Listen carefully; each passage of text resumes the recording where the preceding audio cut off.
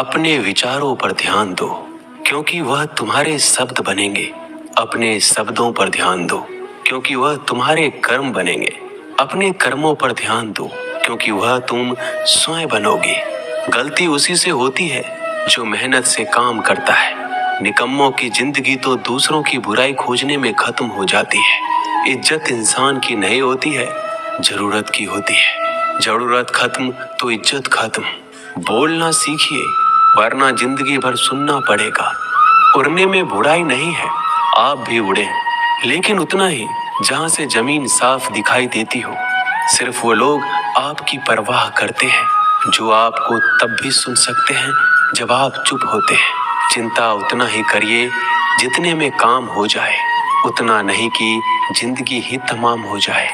आप अपने शब्दों को चाहे जितनी भी समझदारी से बोलिए, लेकिन सुनने वाला अपनी योग्यता और अपने मन के विचारों के अनुसार उसका मतलब निकालता है।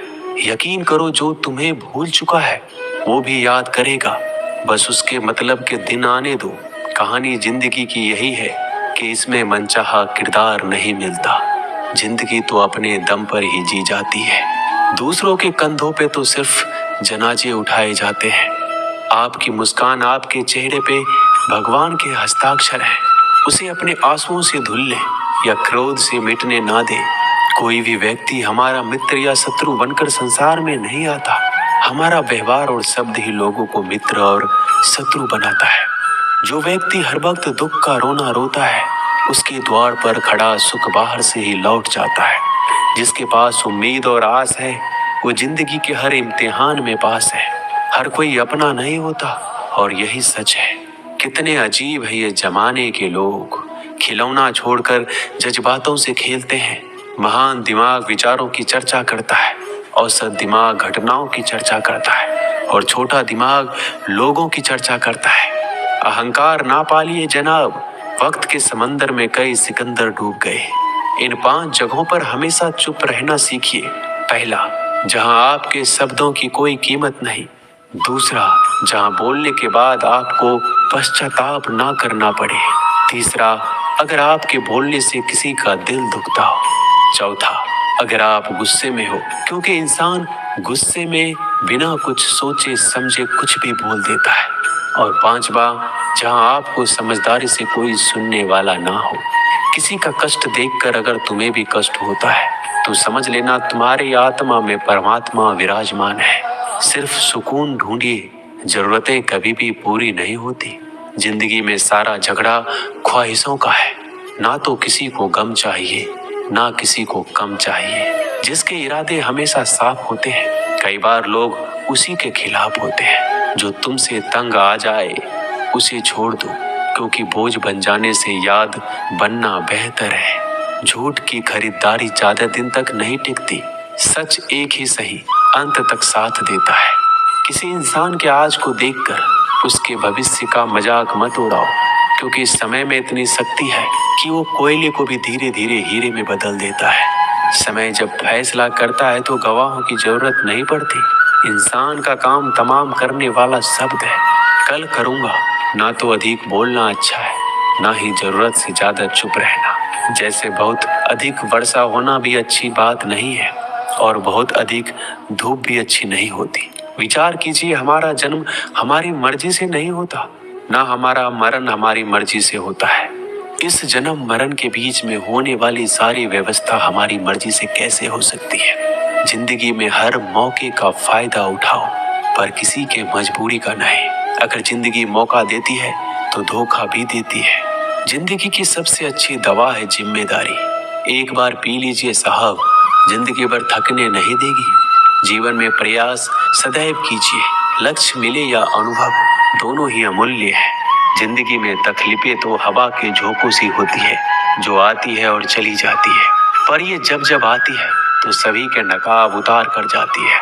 जो आपने सोचा है जरूरी नहीं कि वो मिल जाए, मगर जो भगवान ने सोचा है वो आपको जरूर मिलेगा। इंसान कर्म करने में अपनी मनमानी कर सकता है, मगर फल भोगने में अपना वो होता है जिसके साथ बातें खुलकर की जा सके। ना कि संभल कर मनुष्य अहंकार और गलतफहमी के कारण महत्वपूर्ण चीजों से दूर रहता है। गलतफहमियां सच नहीं बताती और अहंकार सत्य को देखने नहीं देता। अगर आपके साथ जिंदगी खेल रही है तो आप निश्चित ही एक बेहतरीन खिलाड़ी होंगे। जिंदगी का काम है ठोकर मारना। बिखरना है या निखरना है ये तो आप पर निर्भर करता है। आज तुम्हारे जीवन में कितनी मुसीबतें हैं इससे कोई फर्क नहीं पड़ता। फर्क पड़ता है तो बस इस बात से कि तुम उसका सामना कैसे करते हो। मनुष्य को इस संसार में जो भी मिला है उसमें उसको खुश रहना चाहिए। जो नहीं मिला है उसके लिए दुख नहीं मनाना चाहिए।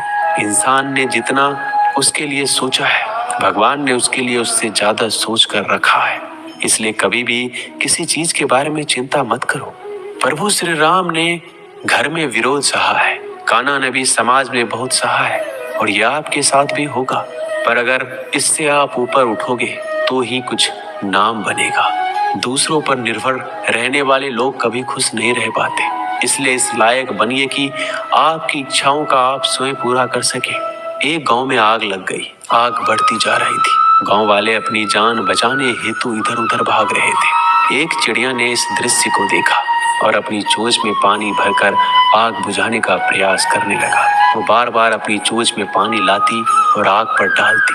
जब गांव वाले ने चिड़िया को आग पर पानी डालते देखा तो उनमें भी जोश आ गया और बोला, अगर ये चिड़िया प्रयास कर रही है तो हम क्यों नहीं कर सकते।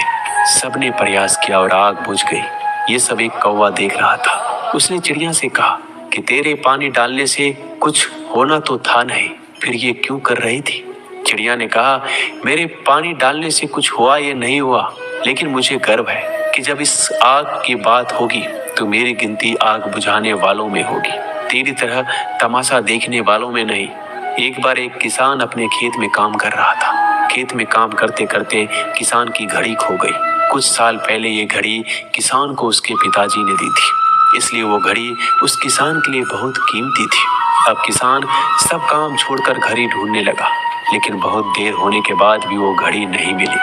तभी किसान ने पास में खेल रहे बच्चों को बुलाया और उनसे कहा, बच्चों, इस खेत में मेरी घड़ी गुम गई है।